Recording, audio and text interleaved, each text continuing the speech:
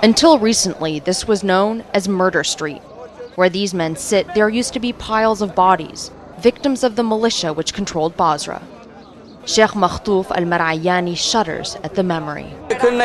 Every day we would find 10 or 15 of our men killed, he says, before adding, one of them was my son. Now Murder Street is part of an experiment to get Basra back on its feet. Sheikh Makhtouf and others here are picking up trash, getting $20 a day and upwards in the process. The funds come from U.S. forces. Besides removing rotting garbage, it's a quick fix for unemployment, and Iraqi commanders know time is precious. The important thing our government focus about, they must find a job, a different job, to work these people. Decades of neglect and war, going back to the long conflict with Iran, have left Basra in ruins. It may sit on much of Iraq's oil, but it wallows in its own sewage and trash. The black signifies where the water is just leaking from the pipes underneath the ground. Raw sewage is just coming straight through.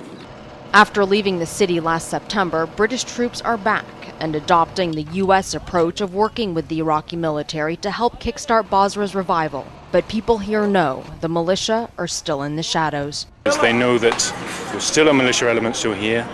I think certainly the leadership, the militia leadership, quickly went, leaving behind a foot soldier element, and the civilians still felt intimidated by that. General Aziz Swaidi was brought in when the Iraqi government launched Charge of the Night and flooded the city with Iraqi troops back in March. The situation was so bad because the security forces were controlled by the militias. But after the operation, the citizens started to trust the Iraqi security forces. And now he's using this window of opportunity to go after the militia. Every day we search the area, we find new weapons, new caches. There's no doubt security has improved in the last month. Up to 3 weeks ago, you might get a fairly large small arms contact in this area.